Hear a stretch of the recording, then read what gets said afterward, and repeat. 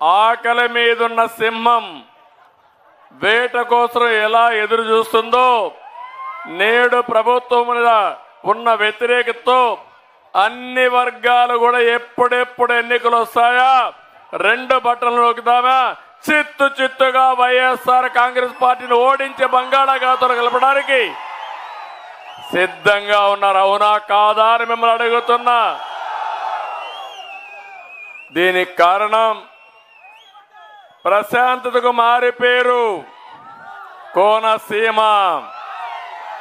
ఎప్పుడైనా ఇక్కడ హింసుందా తమ్ముళ్ళు? నేను అడుగుతున్నా మిమ్మల్ని. దాడులు, కబ్జాలు, అక్రమ కేసులు, వసూళ్లు, కుల రాజకీయాలు, మాఫియా రాజ్యాలు, గంజాయి ఒకటిగా తమ్ముళ్ళు ఎన్ని చెప్పినా తక్కువే. మా తమ్ముడు చెప్తున్నాడు జగ్గిరెడ్డి అవినీతి. ఇక్కడ జగ్గిరెడ్డి అవినీతి, అక్కడ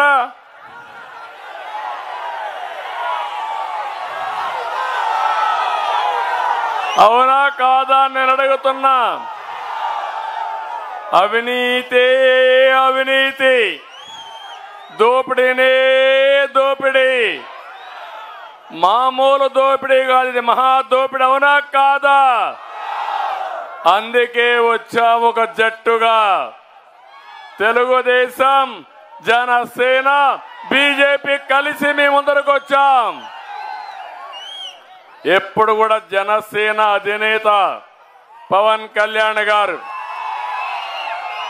మొట్టమొదటి నుంచి ఒకే మాట, వైఎస్ఆర్ కాంగ్రెస్ వ్యతిరేక ఓటు డివైడ్ కాకూడదు, ఈ ప్రభుత్వం పోవాలి, రాష్ట్రానికి పట్టిన శని పోవాలని మొదటి నుంచి మాట్లాడిన వ్యక్తి జనసేన అధ్యక్షుడు,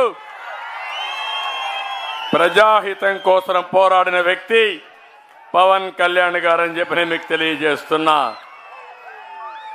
ఇంకో పక్క బీజేపీతో కూడా అందరం కలిసి వచ్చాం. ఈరోజు కేంద్రంలో బీజేపీ గవర్నమెంట్ లో ఉంది, ఈ మళ్ళీ వస్తుంది.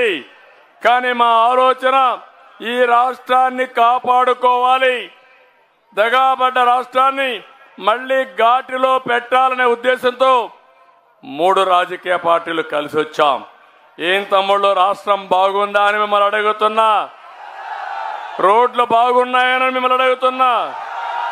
ఎక్కడైనా అభివృద్ధి ఉందా అని మిమ్మల్ని అడుగుతున్నా. ఎక్కడైనా మీకు ఉద్యోగాలు వచ్చాయని మిమ్మల్ని అడుగుతున్నా. ఎక్కడికి పోతున్నావు అర్థం కాని పరిస్థితి.